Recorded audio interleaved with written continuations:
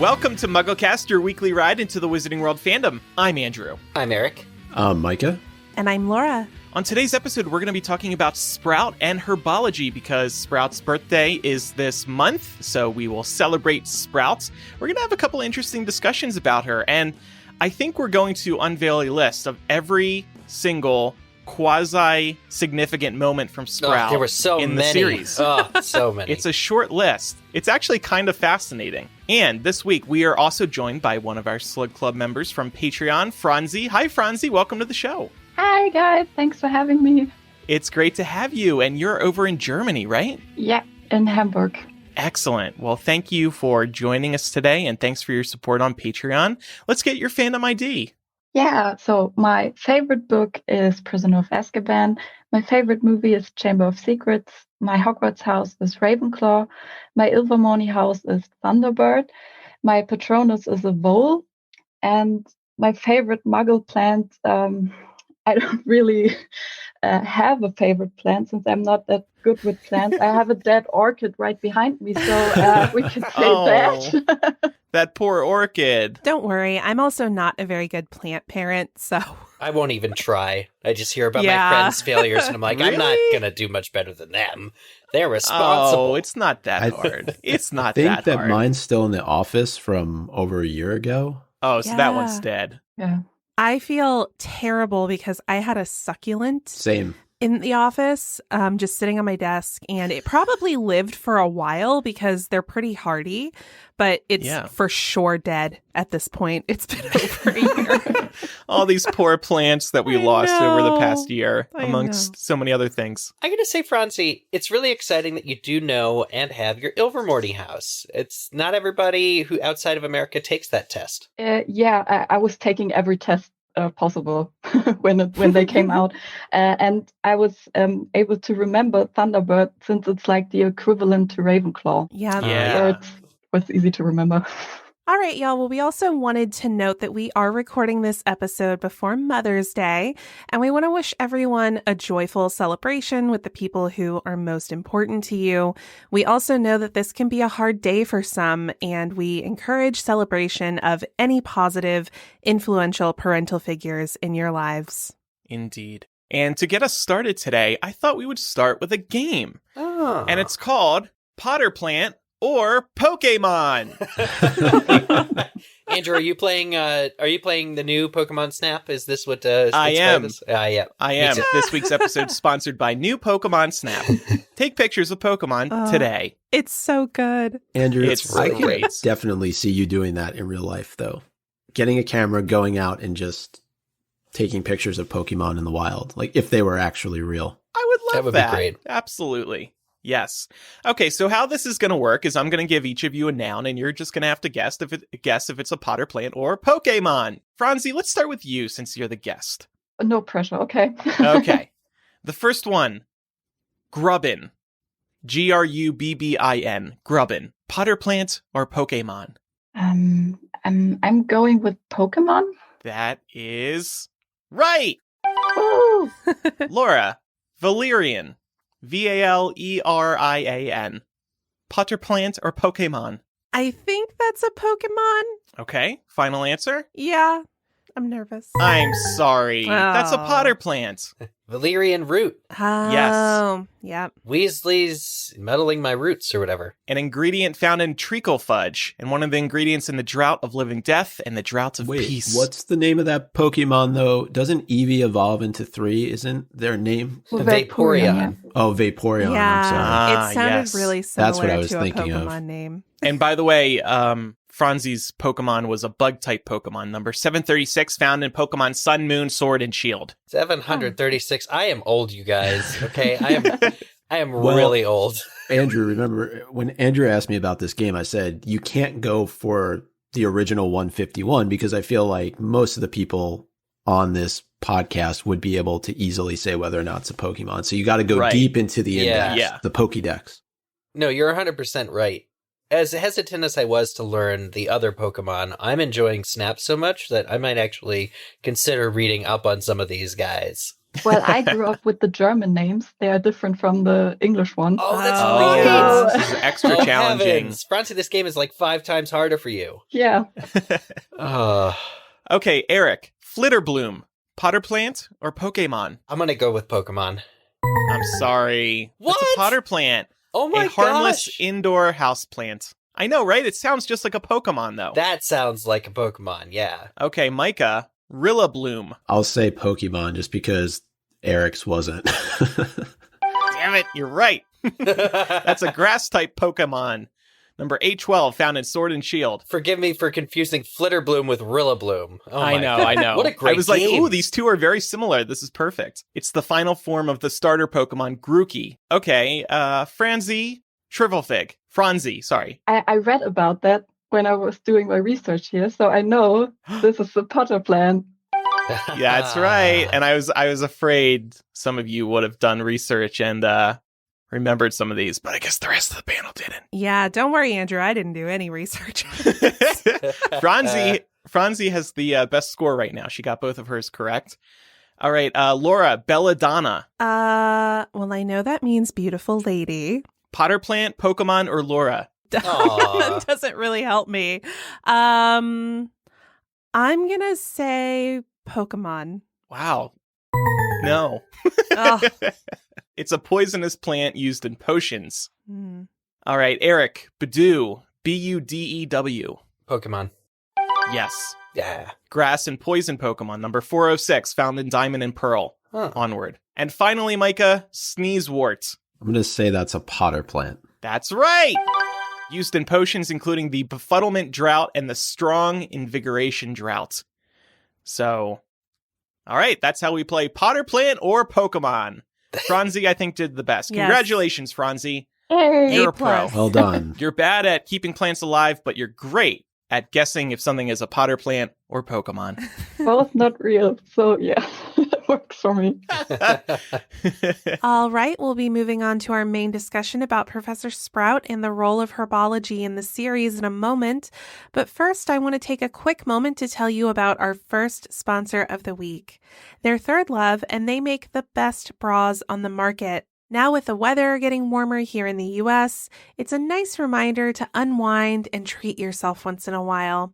And with Third Love's perfectly fitted bras and quality loungewear, putting on your essentials feels like indulging yourself every day. It makes such a difference to have a bra that fits just right and is also insanely comfortable. Before I found Third Love, it was an expectation that bras would dig in and be scratchy against my skin, but no more. Third Love's bras are just supportive enough to remind you that they've literally got your back, but you won't need to go throughout your day constantly adjusting the fit or counting down the hours until you can go home and put on comfy clothes. And speaking of comfy clothes, Third Love has recently introduced its own line of loungewear, Lounge by Third Love.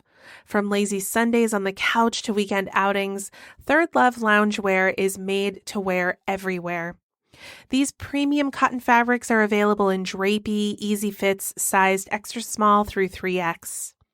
Treat yourself with something that fits like it was made just for you with Third Love. Go to thirdlove.com/MuggleCast to get 20% off your first purchase. That's thirdlove.com/MuggleCast for 20% off today. As Andrew mentioned at the top of the show, we're going to be talking about Professor Sprout and Herbology's role in the Harry Potter series, given that Professor Sprout's birthday is coming up in just a few days. So I wanted to start off the discussion by asking, what's the first word that comes to mind when you think of Professor Sprout? Just throw words out there. Andrew, we'll start with you. Plant. Oh, okay, fine. Eric. Hilarious. Really? Okay. Jolly. Aw. That's a good one. Laura? Earth. Ooh. And along those lines, I thought of dirty. Take that as you will. Dirty. Okay. But we did also want to kind of just run through her bio really quickly, as we've done with other characters when we've celebrated their birthdays. And I did a little bit of research here in looking at her name origin, particularly her first name, Pomona. Pomona was a goddess of fruitful abundance in ancient Roman religion and myth. Her name comes from the Latin word pomum, which means fruit, specifically orchard fruit. So I don't think that's a surprise there, considering that she is the herbology professor. And then sprouting is the natural process by which seeds or spores germinate and pop out shoots. So a very appropriate name. And we know that J.K. Rowling often would go back into Greek and Roman mythology to come up with names for her characters. I bet Dumbledore just like saw her name on her resume and was like, "You're hired." It's too perfect. You're hired. I feel like her name is like almost maybe too on the nose. It's very on the nose. Yeah. Or like Yeah. Remus Lupin being a werewolf. Yeah, but at least, I mean, Sprout, like, that's very, very forward. I mean, I'm okay with it, but it's just, I just thought it was funny reading over this. It'd be like if Snape was Severus Beaker or Severus Potions or Yeah, Severus... I was going to say, you never had a math teacher named Mr. Algebra? Because I did. Kidding. There was a weather woman in Philadelphia named Amy Frost. And I'm like, is that really your last name? Or... Probably not. But apparently it was. It was just too perfect. Sounds like it could work for another industry too, but It's like, I mean, I've definitely heard of weather broadcaster names like Sunny Skies, and it's like, there's no way that's your name. Does anybody think that Professor Sprout might have changed her name to be more in line with her profession? No, that's not very Hufflepuffy. That's a little nutty. It'd be like, I need a leg up somehow. I know. I'll make my name Pomona Sprout. So it just seems like I was born to be a herbology teacher. For all we know, she could come from a long line of plant lovers. And they would name her Pomona. It's sort of like one of those self-fulfilling, like, my parents named me so-and-so. Oh, yeah. Very true. And of course, we're just playing here. Like, we don't actually think that. It's just a fun premise to consider. Yeah. it was certainly a nice throwback, though, because I used to manage the name origin section of MuggleNet back in the day. As mentioned, she does have a birthday coming up in just a couple of days on May the 15th. She is a Taurus.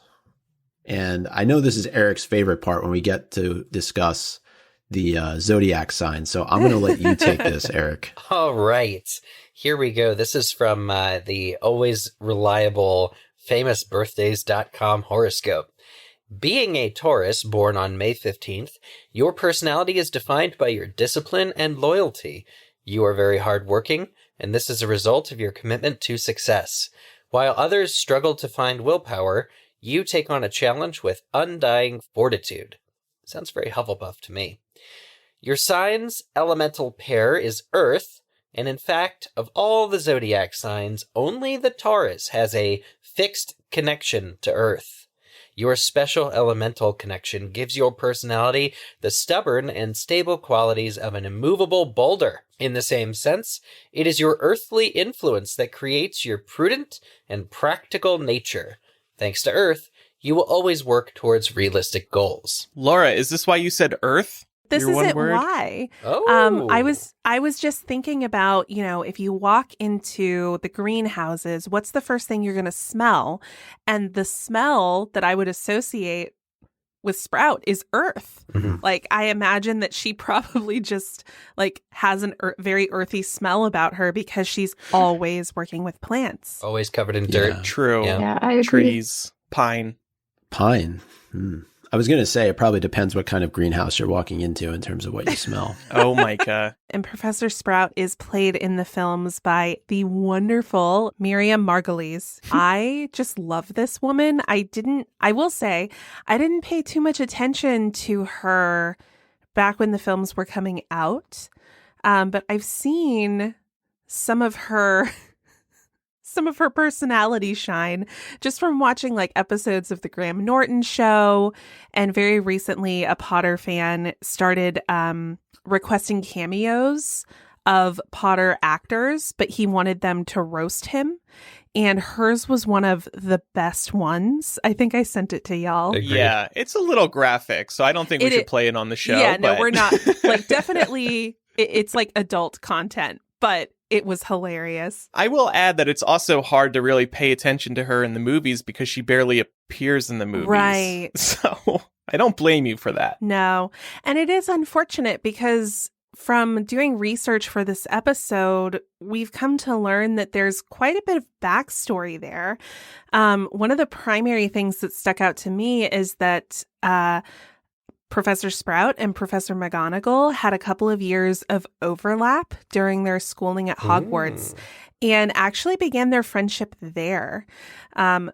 Pomona felt homesick until her friend Minerva helped her get used to the school. They also helped each other learning the subjects they eventually taught. That's so cool. That's so sweet. Like study buddies. Mm-hmm. Yeah, exactly. And we don't really get to see them interact that much in the books either. And I just like to think, teaching is a rough job, y'all. I like to think that Pomona and Minerva got together for a nice glass of wine after a hard day of teaching.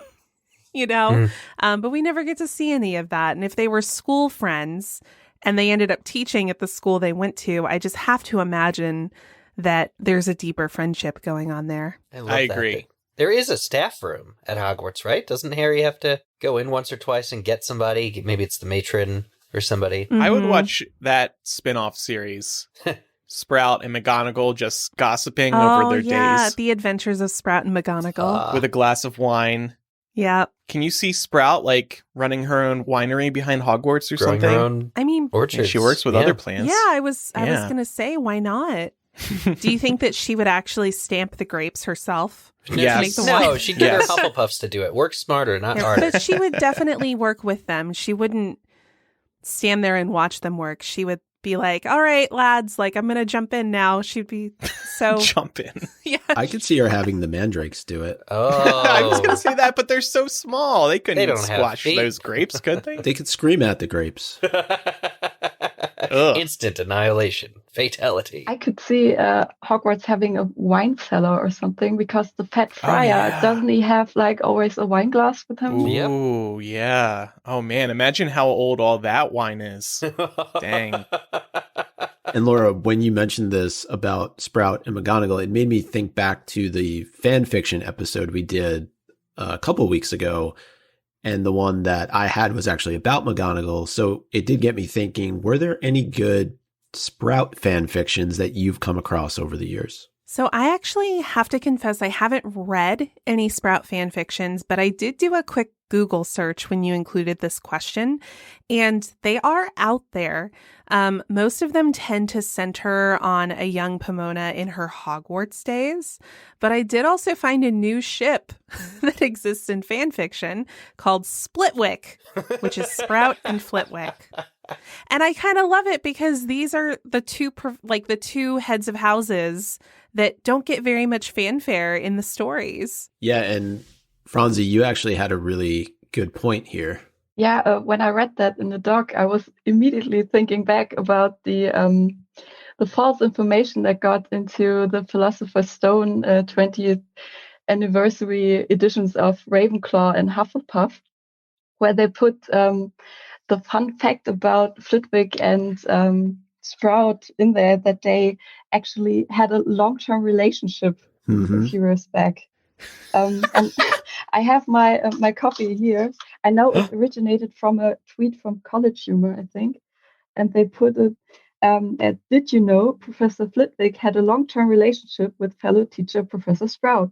Sadly, it didn't work out, but they remain friends. Oh my gosh, I completely forgot about that. Yep. Me too. Oh, yeah. That went in an official Harry Potter book, a real copy of Sorcerer's Stone. Yep. Somebody was reading the HP Wiki when they were putting together the damn house editions. No, I think the HP Wiki would be smart enough to realize that was a tweet from College Humor, right? They must have gotten it from somewhere else. Just anyone can put it in there. Yeah, but you have to source, and you could be right. But I'm just picturing this person, whoever put that in there, Googling fun Sprout facts. Right. And then that tweet showed up in an image search and they didn't see the source, and God, so embarrassing. Well, I mean, it's definitely there. I mean, I was following along in my copy of Sorcerer's Stone Ravenclaw edition as Franzi was reading that. So I wonder, did they remove it from future copies? I would hope so. I think They must did, have. yeah. I mean, can you really blame them for thinking that might have been true? I mean, in recent years, we've all talked about, what we've learned about the way wizards used to vanish their poo that is 100% canon. And I feel like if you see that and you're led to believe that's real, it's a little bit less surprising to read, oh, two of the Hogwarts professors were in a relationship, Yeah. Definitely seem like the most logical, too, of any of them, because if you look around, who else are you going to pair together? Mm-hmm. I'm sure it's been done. I'm sure there's fan fiction, so I'm not going to say Oh, yeah, there is. who fan would you pair fiction. together like that. But yeah, Flitwick Well, and Sprout seem like a nice couple. Speaking of that, just the idea that both Flitwick and Sprout are a little less prominent in the books, I think it does have to do with, of course, McGonagall being Harry's head of house, and then with Snape being just so awful. But I think it's fitting that the head of Hufflepuff House would be somebody like Sprout, who kind of keeps her head down and does her work, because that is what the house values above all else. Yeah, and you actually had a quote here about Hufflepuffs, the fact that they're trustworthy and loyal. We don't shoot our mouths off, but cross us at your peril. Like our emblem, the badger. We will protect ourselves, our friends, and our families against all comers. Nobody intimidates us. That doesn't seem very Hufflepuffy, but Well, no, it's excellent. That is from the welcome letter on Pottermore, aka the only time J.K. Rowling put any energy into explaining why Hufflepuffs aren't just a bunch of duffers. But yeah, so Sprout is very accomplished. We're going to at some point go through some of the things that she did in contributing to the series. But for me, it's very, being a Hufflepuff myself, it's very exciting to see that she can be really, really competent, but not always be the center of attention. It's kind of admirable that she kind of has her own passion, and it's planting. And she does that. And then it's cool. Like, don't come at her or she'll cut you. Yeah. Yeah. All right. And I also just wanted to add here, she is one of the few people in this series who just seems completely unfazed by Harry's fame. Like she just doesn't care. To her, he's another student, just like all of her students. And we see, and we'll talk about this a little bit later, but we see through her relationship with Neville, for example, that, student success to her is not dependent on the house they originate from. So I think that we could also use that to make the argument that, again, Hufflepuffs,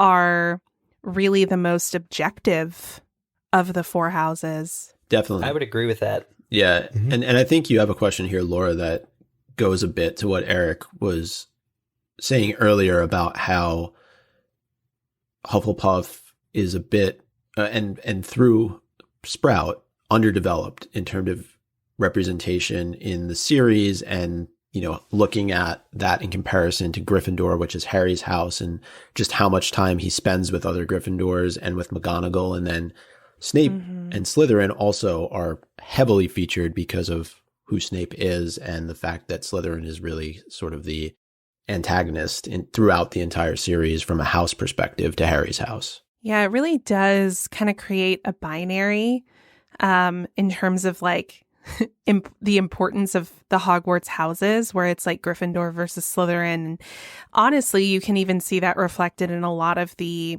early merchandising for the Potter series. Like I remember there was a time where if you wanted House Pride stuff, it was either going to be Gryffindor or Slytherin. Yeah. You weren't going to get the other things. Yeah. Even in the theme park when they opened in 2010. Yeah, and I feel maybe I threw out a bit of an unfair question here in terms of how we would rank Sprout in comparison to the other heads of house, because Yeah, I guess it that depends. bad question. How are you determining the ranking? What determines order here? I'm not really sure. Certainly in terms of page time or screen time, it's probably a battle between her and Flitwick in terms of just how much notoriety she gets. But she does have a lot of shine in Chamber of Secrets. Chamber of Secrets really is her year. Right. She's in charge of, the whole Mandrake thing. And actually, throughout the books, we're really learning a lot about the magical world. A lot of world building is really brought in through Sprout, sort of indirectly. We learn that, like, for instance, in book 4, booba tubers. It's like Harry says it's the most disgusting thing he's ever looked at. But she's like, yeah, this venom is ridiculously restorative, and we're going to bottle some for Madame Pomfrey. Like, you just learn a lot about how potions are going to work. Even though she's not the potions teacher, you learn a lot about plants and general world building through classes such as Sprouts. Yeah. Right? Yeah. And I think it's pretty cool, too, that Sprout is teaching her students through practical tasks. Like, hey, we're going to, obtain this venom today so that we can pass it along to Madame Pomfrey because of its amazing restorative powers. Mm-hmm. So you're actually teaching the students through practical application of the field, right? Yeah. I'd like to add something to that, actually. From Harry's focal point, we don't see much of her because I think herbology classes are so hands-on. They are easily for him to talk to his friends more and strategize during the classes.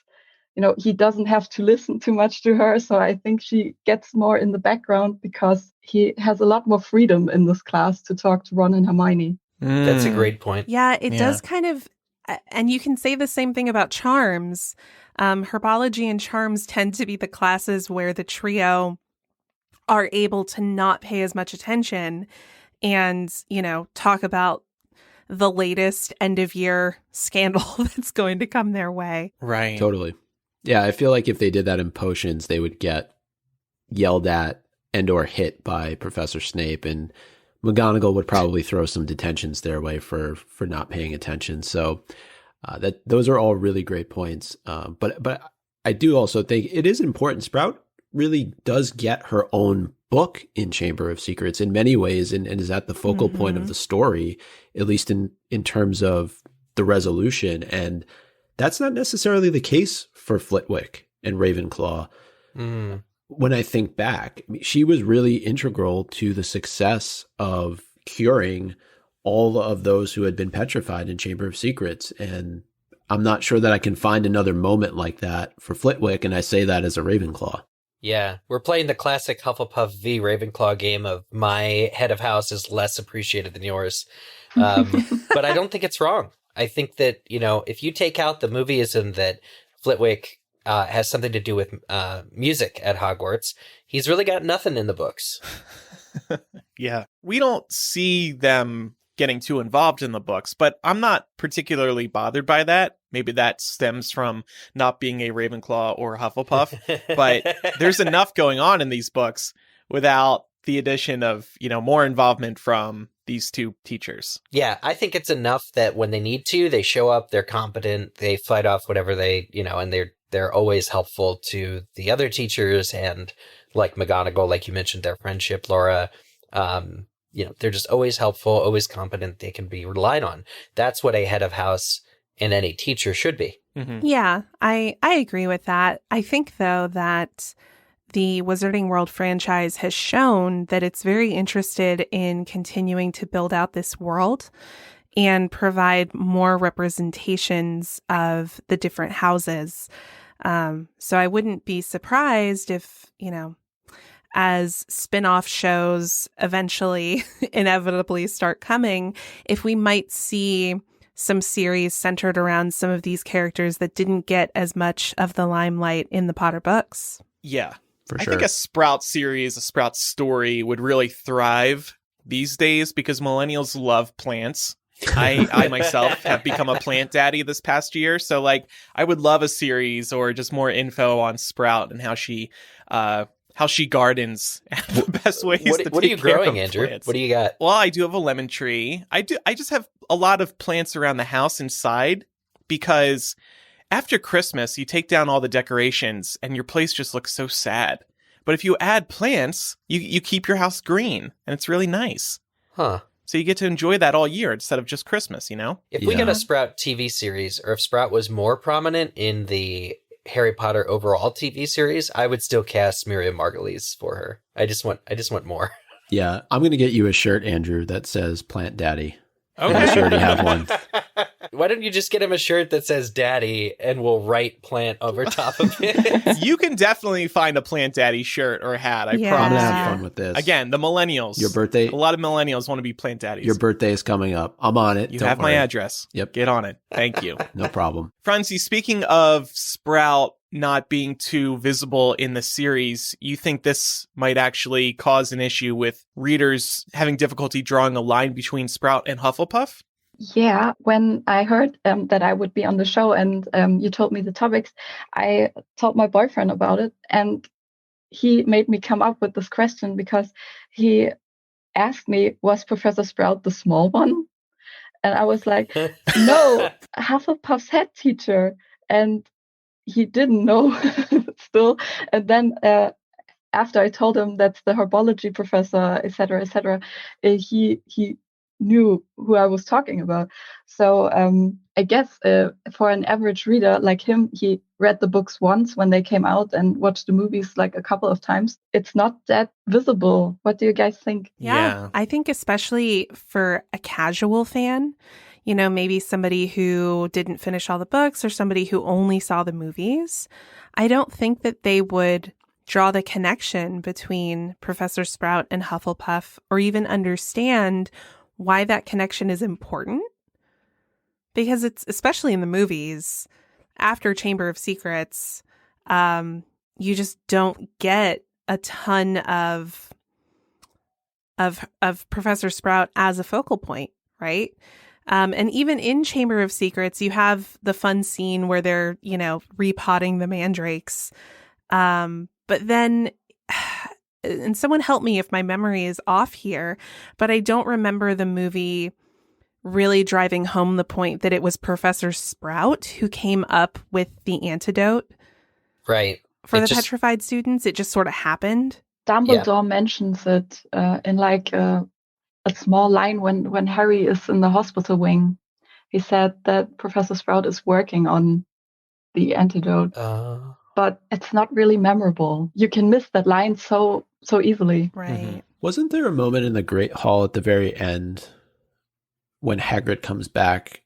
It's just before. I think he does acknowledge Sprout, and she kind of gives like a little bit of a smirk or a smile. I could be misremembering this too, but I agree that she's not given the notoriety. And I even found at times too, when just thinking about heads of house, right? It's so easy to remember that McGonagall is the head of Gryffindor and Snape is the head of Slytherin. Yeah. And then it's like the two in between, if that's how you're looking at it, with Ravenclaw and Hufflepuff, you start to think to yourself. And then I've even at times second guessed myself if, you know, Flitwick and Sprout are in fact the heads of really Ravenclaw and Hufflepuff. No, I do too. Yeah. I'm like, do I have that right? Am I missing something here? So I think it does speak to how they were written into the story. And they're almost, in many ways, maybe with the exception of Chamber of Secrets, they're kind of an afterthought, just because I feel like those two houses are kind of an afterthought for the most part in the series. Well, when we hear about Gryffindor and Slytherin always wanting glory, that's exactly right. Right? They're more inclined to butt heads. They're more inclined to end up in the paper for acts of, you know, tremendous doing. They're very much not the temperament of Hufflepuff and Ravenclaw, which are like, keep your head down, do your work, do some studying, you know, better yourself from an internal perspective. They all have Quidditch teams, of course, and that's actually ends up being one of the major ways we hear about any house, is like when Harry is battling Ravenclaw and having to fend off Cho. But the by and large, they're the houses that really do keep their heads down. True.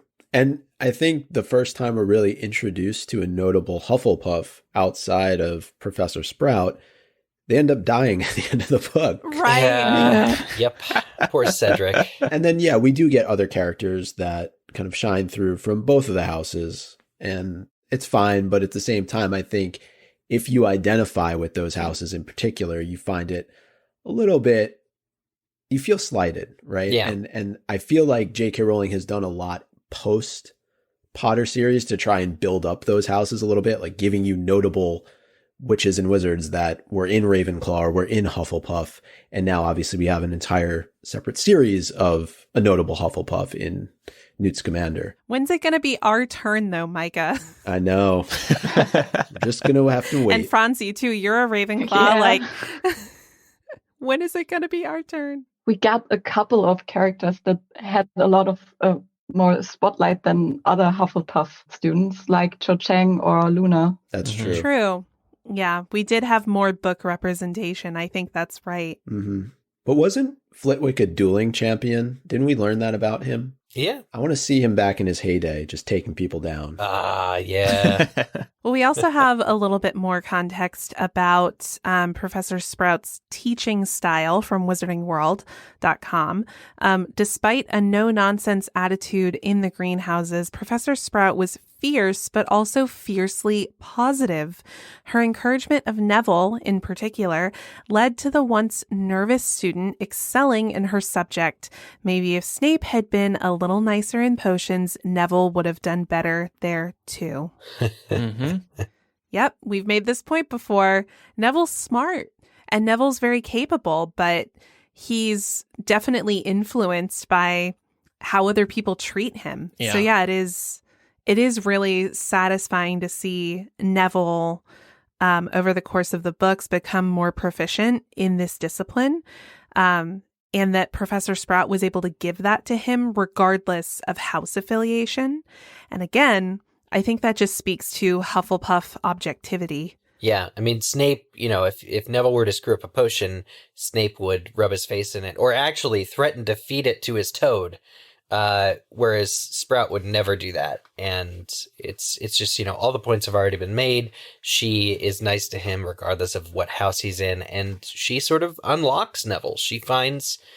in him, he finds a subject that he can feel truly confident about, even going so far as to replace her as herbology teacher one day. Yeah. I actually find it interesting, though, to raise this point because, and I know we're going to talk a little bit about this later, but there is such a strong connection between herbology and potions, and the fact that Neville is really good at one, but not good at the other, and that you need plants to be able to do a good job at potions. I would just think that he would be better, but again, that speaks to how Snape chooses to treat him throughout the course of the series. And then we have a really kind of interesting, cool note here on the Hufflepuff common room, it seems like. It says Professor Sprout brings the most interesting specimens, some of which dance and talk to decorate our room. One reason why Hufflepuffs are very good at herbology. Yeah. And thank you, Franzi, for putting that in there. I mean, I can't imagine just what Hufflepuffs smoke and what that room is like. I mean, with all these things dancing around, like, are they really dancing around? Like, I just think it's incredibly charming that Professor Sprout comes and decorates their common room. I don't think we've ever heard of any other head of house doing this. Need to make it green. Everything's more green, especially after Christmas. Things are less, exciting. Everything's gone, dead. But yeah, the Hufflepuff common room, both in Pottermore and in Hogwarts Mystery, actually, you can see it. It's sort of at, I want to say, ground level or just below. There's light streaming in.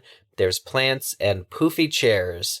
And it's very earthy, and we know it's near the kitchens. It's basically just like an extension of the greenhouse, it seems. Near the kitchens. Yeah. They grow lettuce in the common room and then bring it over to the kitchen. I mean, food and plants. Who could want any more out of a common room? And poofy chairs.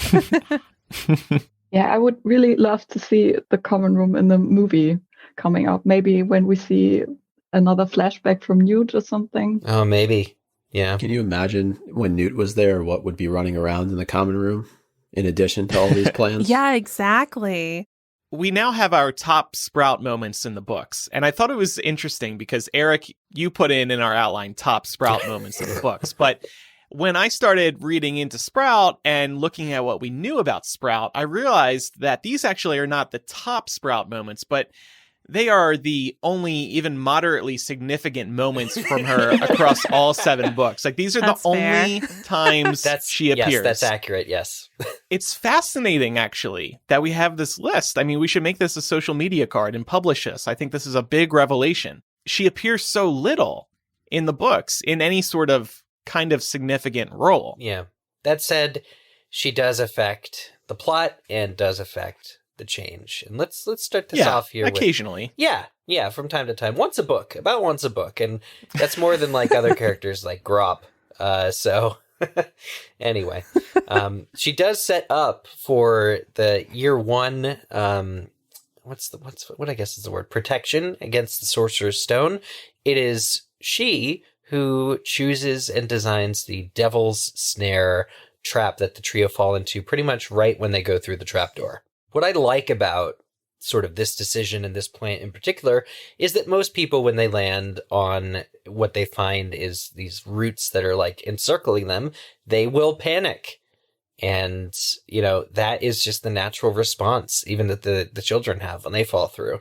And I think it's such a smart, cool thing to do, that if somebody's trying to break in, all they need to do is not try and break in and they'll get through. It's just a genius sort of move. Yeah, and it's notable that after Fluffy, it is the first line of defense. So she is tasked with coming up with something that's hopefully, outside of a 3-headed dog, going to deter people from going any further, potentially even suffocating them if the Devil's Snare does its job. Yeah. Yeah. I find it interesting, too, that the barriers of protection for the stone start out very physical, and then they turn more cerebral. So we start out with, the Devil's Snare, Fluffy, the flying keys, but then we start moving into the chess match and, the potion logic puzzle. And it's really interesting. I don't know. I just thought that was an interesting call out, that it's like very demanding physically. And if you can get past that, then we're going to put your brain to the test. Mm. Yeah, I mean, I think it might have just been a movieism that they just have to relax. Now I'm trying to rack my brain and think if that was the solution in the book. But no, even just having to, you have to conjure sunlight, right? Yes. Yeah. Well, so there you go. You're going from dodging a 3-headed dog, a very physical activity, to conjuring, having to like work with your wand and your smarts and figure out how to get sunlight in one of the darkest chambers that's like in the middle of the school. Mm-hmm. I might remember this wrong, but doesn't fire work too for the Devil's Snare? Yes. Okay. That's right. Yeah. But we have no wood. In the book, Hermione casts the Bluebell charm, like the Bluebell flame charm that she used on Snape at the Quidditch match. Mm-hmm. And that's how they're able to get past it. But she definitely panics in the moment, to your point, Eric. Yeah, I gotta not watch the movie ever again. I know. Yeah, you have to relax. Relax. What about in book 2? What do Harry and Ron do? Yeah. Well, she puts the Whomping Willow into a sling after Harry and Ron crash the car into it. So, it's one of those things where you have a Professor Sprout walking up to this huge murderous tree, as it's called here, and knowing how to tame it, knowing how to make it relax so that she can properly care for it. I mean, I would expect her as the herbology professor to be able to do that, but who knows? Maybe Dumbledore tipped her off in terms of what she had to do in order to get the Whomping Willow to stay still. I mean, even if you know the knot is there and you know the knot trick, you're still walking up to a deadly tree and presumably at any moment, it could come out from under sedation and beat you to a pulp. Like even just the idea of putting it in a sling so that it can heal, so that it can be a fully restored Whomping Willow someday is Sprout's, I guess, boldness. I wouldn't go anywhere near that tree, even if I knew about the knot. Well, yeah.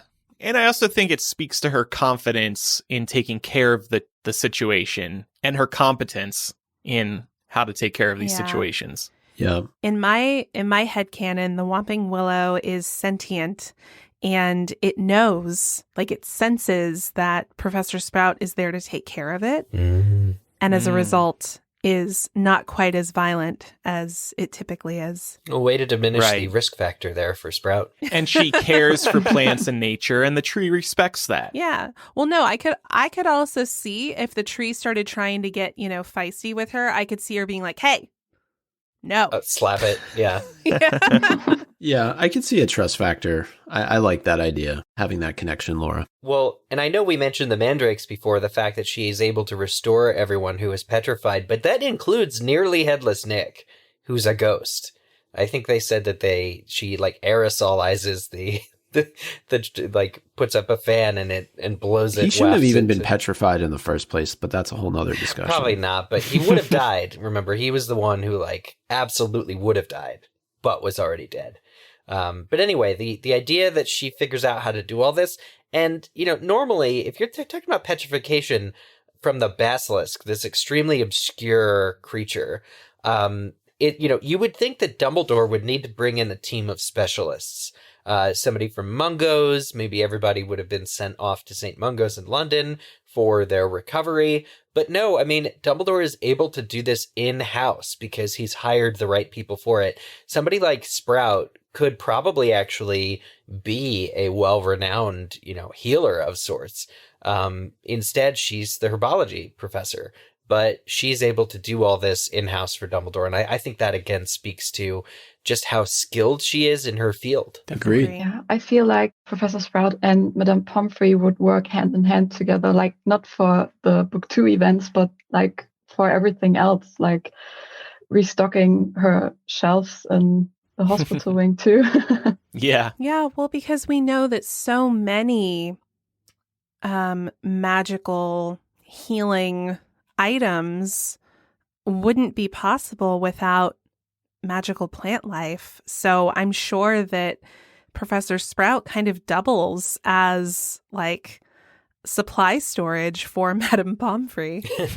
And for Professor Snape, to be honest with you. I mean, where are they getting all of their supplies from? It has to be from Sprout. Well, yeah, I mean, if you look at in the real world, modern medicine is predicated on plants. The pharmaceutical industry is all plant. It's all stuff we've learned about by picking apart, heating up, smoking plants. Well, another example we have of her is in book 4, where she, at least from Harry's point of view, from his vantage point, sides with Cedric over him.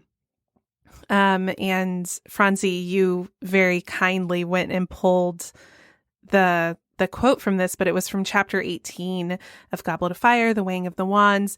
It says, Harry thought even Professor Sprout seemed distant with him, but then she was head of Hufflepuff House. Yeah, I agree with this. Because again, we've been spending this whole episode talking about how underdeveloped and underrepresented Hufflepuffs are.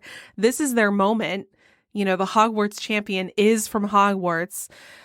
But Harry Potter's involved again. Yeah. I don't blame Right. anyone for feeling Harry fatigue, except for Ron. He should never have felt any of that. And you can't, of course, blame Sprout because she's head of Hufflepuff House. She wants to see a Hufflepuff win this and compete. Also, without a Gryffindor getting involved. Unlike if this were Snape, he would be saying something. You would have dialogue of him actively opposing Harry.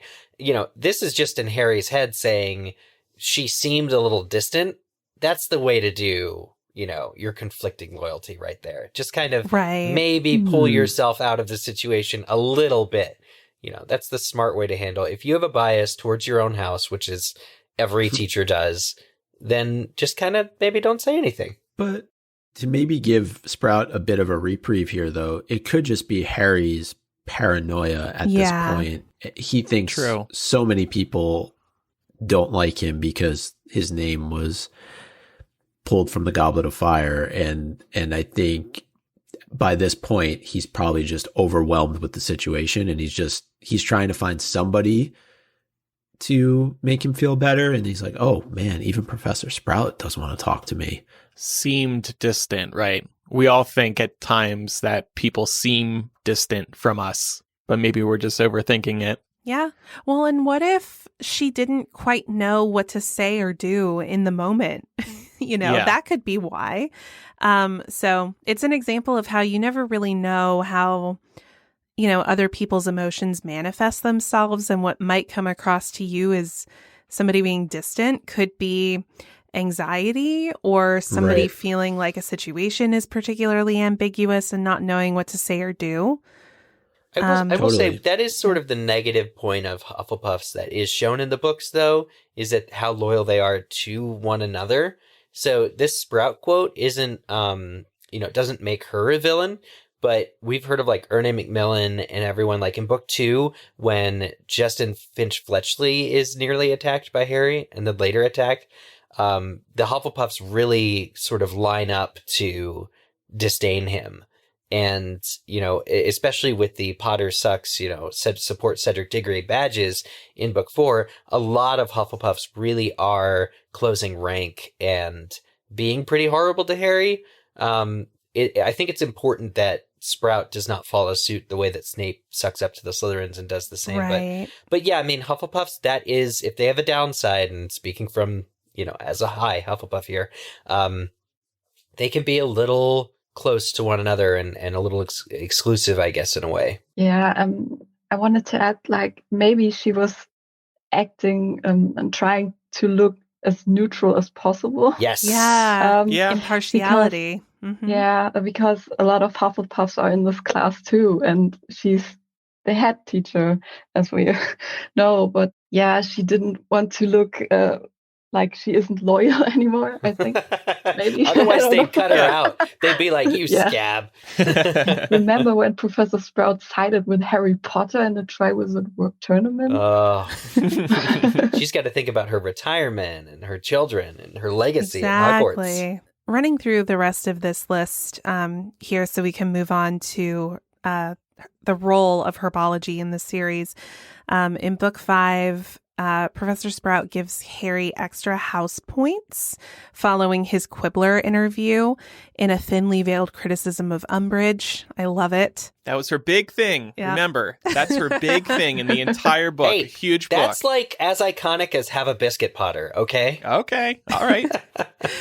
In book 6, she reinforces keeping Hogwarts open following Dumbledore's death, and she says, I feel that if a single pupil wants to come, then the school ought to remain open for that pupil. Retweet. Yep, a Good. teacher at heart. And then in book 7, Sprout suggests Snargaluff pods to cause chaos during the Battle of Hogwarts. Rather than just dodging hexes, the Death Eaters get more than they bargained for with the herbological warfare. I love it.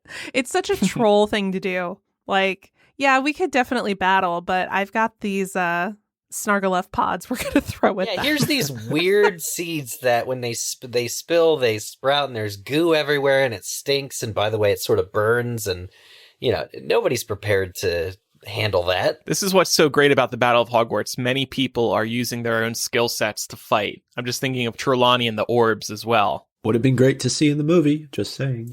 Yeah, I know. See last week's episode. It's time for a word from this week's sponsor, Quip, and I want to tell you about one of their newest products, chewing gum. While gum itself isn't new, Quip decided to do what they always do and come up with the best version of it. Gum is the unsung hero when it comes to better oral health, plus we all know it's fun and refreshing to chew. I have a habit of enjoying gum while driving. When I get in the car, I'm like, I need something to freshen up my mouth, and I always pop some gum in. Quip's new gum is actually good for your oral health and comes with a sturdy little dispenser that you can easily pocket for when you're on the go. Quip gum can help prevent cavities and freshen breath when chewed for 20 minutes after eating. It's sugar-free and has tooth-friendly xylitol with 0 calories. And to satisfy your taste buds, Quip added a long-lasting mint flavor and crunchy tri-layer design. It's just the right size, too. Quip is simply your one-stop shop for the best ways to care for your mouth. And if you go to getquip.com/muggle right now, you can get a free plastic dispenser with any gum refill plan. That's a free dispenser at getquip.com/muggle, spelled GETQUIP.com/muggle. You can also find the Quip electric toothbrush, refillable floss, and more in the oral care aisle at your local Walmart. Quip is the good habits company. Okay, so Laura, let's talk about herbology and its role in the series. Yeah, so herbology and the study of plants is, in the real world, the reason that we have modern medicine and pharmaceuticals, something that Eric touched on a little bit earlier. But there are definitely magical plants in the Potter world that have those same properties in the real world. For example, mandrake root is believed to restore the body, for one. And other potions ingredients in the books are well researched too.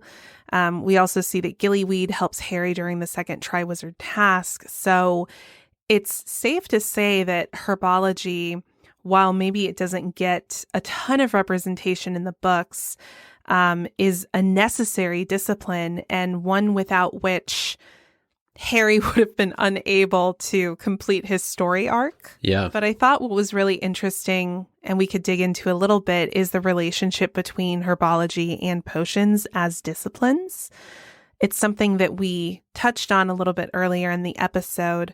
Micah, I think you were about to add something. No, I mean, it's also used as a weapon, right? If I'm thinking back to what happens to Broderick Bode in St. Mungo's. So, we see moments of herbology, not just when Snuffleupagus pods are being thrown, as being used as weapons, but also, in extreme cases like that. And it's easy just to forget those moments. And so good that you kind of ran through those. That's all I was going to say. I think the thing that's really interesting about potions is that potions as a discipline wouldn't be possible without the plant life that makes them.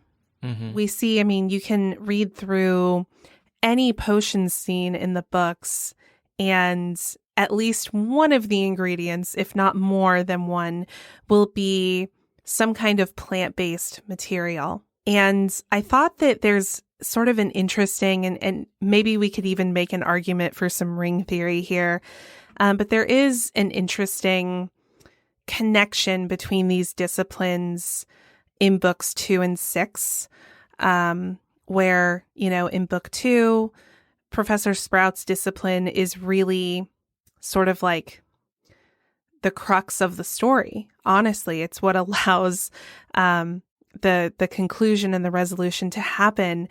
And it's the same in book 6, where Professor Slughorn, who is now the potions professor, he really holds the key to what Harry needs in order to progress along with his conflict with Voldemort, right?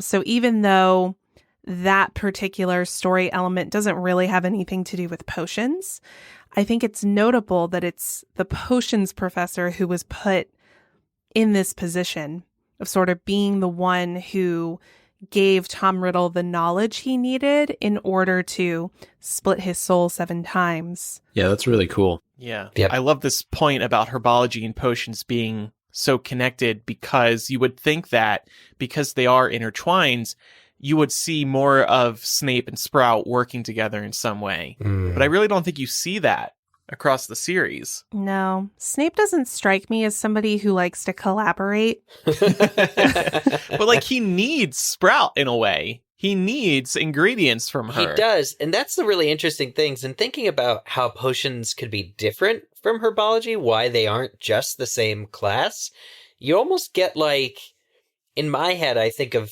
herbology as being more of care of magical plants versus the way that care of magical creatures and Hagrid's class does that. Whereas potions is the chopping up of those plants that you've cared for.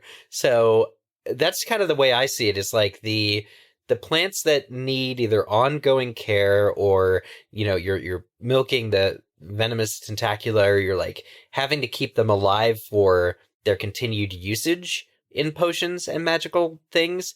That's what Sprout does. And then, Snape really just interacts with those same ingredients, but once they've already been sort of separated and put together. Yeah. But it's basically, it could be the same class if there was more time devoted to it. Agreed. And I still think that point that we touched on earlier about Neville is so interesting, because if he is as gifted at herbology as it comes across in the series, but yet he's unable to be even remotely competent at potions, the fact that the teacher is at the core of that and how the teacher approaches the student is really interesting. And I wonder, would he have done better with Slughorn? He doesn't come back, right, for that 6th year of potions. least I don't remember him being in that class. I wonder if he would have had a teacher like Slughorn all along, would Neville have become really good at potions? Yes. Neville's clearly competent. I also don't know, though, because Slughorn is sort of like, for as cruel as Snape is towards students, Slughorn can be a little bit neglectful. If he doesn't get the sense that you have anything to offer him, if he can't collect you, he doesn't seem as interested in mentoring you. And yeah. Isn't he the waiter? I mean, I don't remember, from the book, but like in the movie, he's the waiter at the Christmas party. I know. So dumb. God, it's another movieism that just makes me cringe. But yeah, I mean, Neville could have been the chosen one, but he wasn't. And because of that, nobody really knows about his connection to the prophecy and just how close he came to being in Harry's shoes. So I don't really know. I don't think that Slughorn would have gone out of his way to be cruel to Neville, but I also don't know that he would have gone out of his way to sort of nourish him intellectually, Do you think Neville would need that, though, to excel? Maybe he just needed somebody who didn't bully him. Right. Which is what Snape was doing. Maybe. Snape thought that Neville sucked, and Neville was terrified of Snape. It was a vicious cycle. Yeah, but maybe in the 6th year, he would have been like too much behind on everything because he was too afraid of Snape, so he wasn't really learning anything. Yeah. Right. And so he wouldn't be able to keep up with the stuff they would learn in the 6th year. And that's Neville's whole story, right? I mean, even growing up with his grandmother, he grew up in the shadow of her son and constantly got compared to how great of a wizard Frank Longbottom was. And it took Neville a really long time to grow out of that. And I think that what allowed him to do that is his friendship with Harry. Really. I mean, that was what provided him the vessel for his glow up. Right? Yeah. So I think that he definitely needed a more nurturing relationship with his professors in order to be successful. Mm-hmm. Agreed. Yeah. I just think of like, there needs to be a scene of him doing everything he does in the Ministry of Magic in book 5 set to some like glow up type of music. I really want to see it because that is his moment. Yeah. And I know we've talked about it before too, but with Neville, it isn't just being raised by his grandmother and being in the shadow of his father. It's also the wand, right? We've talked about how he didn't even have his own wand for a period of time. So how could he become his own self with the fact that he's using somebody else's wand? We see it with Ron too. And so I feel like there's definitely like a psychological case study to be done on Neville in terms of how he was treated so poorly in so many ways growing up in the wizarding world. Agreed. And the last point that I would raise about the connection between herbology and potions is that it's, potions is the subject that is taught by one of the most biased and cruel Hogwarts professors. But that discipline is also complemented by the subject taught by one of the most objective and fair professors, which is herbology. Yeah. Yin and yang. So that's our discussion on Professor Sprout. I'm not sure if I feel any worse about getting rid of her in the Battle of Hogwarts last week, but some people were mad about that. I saw on social media, like, what did Sprout do to you? Yeah, Micah. What did Trelawney do to you, Andrew? Made a lot of false predictions when I came to her looking for answers about life. Yeah, she sucks. Some people agreed with my Trelawney. Somebody was like, yeah, she is very disposable. I was like, oh, okay. Maybe she just like stumbled drunk into the Black Lake and that was it for her. Is that too rough? I'm sorry. That's pretty rough, yeah. Who among us has not tripped and fallen over after a few drinks? Come on. That's fair. I've got scars to prove I've had a little too much to drink 10 years on. But anyway, If you have any feedback about today's discussion, you can email MuggleCast@gmail.com or use the contact form on MuggleCast.com. You can also call us 1-920-3-MUGGLE. That's 1-920-368-4453. You can also send a voice memo to MuggleCast@gmail.com. If you do send a voice message into us, just try to keep your message about a minute long, please. We'll get to some of your feedback in a future Muggle Mail episode. And now it's time for Quizitch. Last week's question, what is the final sentence in Deathly Hallows prior to the epilogue? The correct answer was, that wand's more trouble than it's worth, and quite honestly, I've had enough trouble for a lifetime. It's Harry's line. And any portion of that, especially ending in I've had enough trouble for a lifetime, was a winning submission. So thanks to everybody who did that. We got a lot of funny usernames that people have submitted. People realize it's a Google form over on our website, so they can very easily come up with funny names. So I'm going to just read the funny name submissions that everyone who got it right submitted. Miss Ravenclaw says hi. Scooby Dooby Door. Frumpy but super smart. Matt Britton. Pious Thickness. What? Britain as in Britain, like the country. Yeah, not, our Matt. Oh, Britain. I That we see. know. Okay. I was like, what? Yeah. Liberty Potter, Dead Fred, Blue Snake 88, Boobatuber Puss, Hallowolf, Penny B, and Paperwork. Oh, and Paperwork 37747, and somebody named Micah Choo Choo. Choo choo. Oh, also Eric's Socks. I don't know what that's about. And Bort Voldemort. choo choo, Nice. choo choo. I thought the final line before the epilogue was, where's Sprout been these past 7 years? No? Okay, never mind. Well, Sprout, her discipline will appear in this week's Quizit question. What is the common name of the family of flowering plants Solanaceae, which include tomatoes, potatoes, eggplant, bell, and chili peppers? Fun. Yeah. See, you couldn't even come up with a question about Sprout because there isn't enough to ask There's questions so- about. There's nothing to quiz people Yeah, on. no, her discipline covered it. is... Yeah. We mentioned everything. Right, we gave a complete history of Sprout today in 1 Well, hour. look at that. It took up a whole episode of MuggleCast. Aren't we all happy? Mm-hmm. Sometimes we're like, we're going to need a part 2 on this subject. Right. With Sprout, never again. Yeah. I mean, And I say that with love. unless you wanted to do an episode on Miriam Margoyles, which She's Eric, amazing. you actually interviewed her, right? I meant to ask this earlier, but you did. actually interviewed her. The story that we'll tell about this is I had an appointment for a phone interview at like 9:30 a.m. and she was in Chicago doing this play Dickens Women that's like her thing. And I called her at 9 a.m. I called the hotel and asked to be rung up to the room, and they had to check my name. Anyway, she picks up. She doesn't say hello or greetings or anything. It was 9 a.m. on the dot. She says, "I do love a punctual boy." Yeah, Wow. She had a crush on you. It's the craziest, Punctual weirdest boy. experience of my life. she is.